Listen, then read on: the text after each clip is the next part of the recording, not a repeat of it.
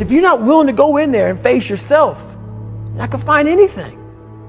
You're gonna live right here on surface, man, right here on surface. So if there is an ending to this world and there is somewhere to go and there's a judgment, you're gonna get there and you might see a chart. And that chart may tell you who the f you should have been. And now you get the rest of your life to think about that. Man, I could have lived a much better life if I just would have just suffered a little bit more. If I just would have went in that and realized I had so much more. But fear and the 40% and living here versus living here, being afraid, stop me. Your biggest enemy, the most important conversation you will ever have in your life is the one you have with yourself. You wake up with it, you walk around with it, you go to bed with it. Eventually, you're going to act on it, whether you're good or bad.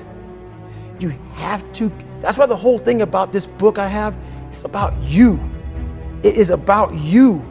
It's strictly about you finding who you are. So many people die, live 100 years, never fucking know who they are. Never know who they are. You have to look in that mirror and know there's so much more in here, man. Because I can literally right now be a 300-pound guy spraying for cockroaches still to this day if I did not look in that mirror and say, there has to be more to this. This can't be it. And then willing to go into it, dive deep into it, and give all I have to find it. So that's what all that's about. Let's say there's 10 people in this room and we're all mediocre. But I'm the best of the mediocre people. I now think I'm great. I'm great. We surround ourselves around people that make us feel great. They tell us what we want to hear. The second we put ourselves amongst the uncommon people, we don't like that feeling, that challenging feeling of that person who's waking up at 3:30 in the morning and say, hey, push your shit on, we're going for a run. We don't like that challenge. We like that person who says, hey, you know what, man, I don't feel good today, man. And they say, oh, it's okay, brother. We'll take a day off, man. We'll get a pizza and watch the game. We like that. We love that feeling. Why? Because you understand, man, we're good, bro. We don't want that motherfuckers like this. Hey, man, no, bro. Get your fucking shit on, man. Stop being a punk. We don't want that in our lives. We don't want that person who's constantly challenging our weaknesses. We want that person who's constantly, making us feel nice and good and secure in ours. That's the mediocrity of life. We want to be the best amongst the average people. People wonder, how do you stay hungry all the time? Because after I accomplish something, I don't sit back like a lot of guys who graduate buds, graduate this, graduate that. They get comfortable. They wonder why I'm getting weak, man. I don't know, I lost my edge. What's going on? Because once you hit the top of the fucking mountain, guess what happened? I'm good. I'm good, so you wonder why you're falling down now. Because once you reach the top of the mountain, you got to build another one. That's mediocrity. There's a lot of people in mediocrity who have a nice resume, but they're one-timers, man. They hit a one-time deal, they busted it open, got a lot of money, but they're good. You're mediocre now, man. What are you fucking doing today, tomorrow, the next fucking day? That's why I don't listen to theorists. I don't listen to all that bullshit. I listen to a motherfucker who's like this, man. What's wrong, man? I'm fucking tired, dude. Why are you tired? Because tomorrow, I gotta do the fucking shit again, man. Whatever the shit is that made me fucking nauseous and sick to my stomach, it made me hurt. There's no ending. And that's the person I listen to. That's the person who's gained knowledge. You gain knowledge through suffering. And on the other end of suffering is a world that very few have ever seen.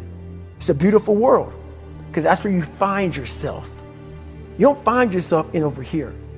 You find yourself on the other end. Like the 100-mile race I was on, I ran it for 24 hours. I found myself on the other end of that race. That 19 hours, I found, wow, there's a whole nother world out here that I've never even saw. But the world's in your mind. And that's what all that mediocrity is about. The mind has the tactical advantage over you at all times. At all times of your life, the mind has a tactical advantage over you. Why is that? It knows what you're afraid of. It knows your insecurities. It knows your deep, dark lies. And it starts to push you away from that. It pushes you in a direction that is comfortable. The mind controls everything. So what I realized was that when I was growing up and I was 300 pounds and I got all fat and I got all insecure, I realized that my mind kept taking me in this direction. When things got uncomfortable for me, when I was facing my insecurities, when I was facing my fears, my mind said, oh no, we have the tactical advantage. We need to get you, separate you from this feeling. This feeling over here. Life's all about feelings. We want the happy feeling. We don't want that feeling of this sucks. If in that moment you can answer those up questions and you are now in charge of your brain versus your brain ruling you, that's where all that stuff comes from. So the 40% rule is all of that. You get to 40%, your brain says, we're done. Let's roll, man. This is starting to get painful. This is uncomfortable. So you sit down. You have to figure out ways, and everybody's different. We all have these things about, 5 steps to this and 4 steps to this. It's a lot more than that. That's all bullshit. It's a practice that you have to, it's a habit. Now it starts. Okay, I'm feeling pain. My mind's saying all this to me. It's saying, get out of here, run, flee. The fight or flight kicks in. Okay, we're done. We're not good enough. It starts telling you all these things. You start to believe it because the mind controls all. This is the time where you have to gain control back of your mind. It's okay. Let me see if I can go 45%. And once you start giving yourself more and more hope and start realizing, okay, the mind starts to be, okay, what are you doing? We're supposed to be going right and you're going left. You start then controlling your mind. Start finding more in yourself. And then it goes from 40% to a lot further than that. But that's the start of it though. Get to the spot where your mind is saying stop. Wherever that is, you gotta get there first. And then that's when that starts to work for you. You gotta control yourself in that moment.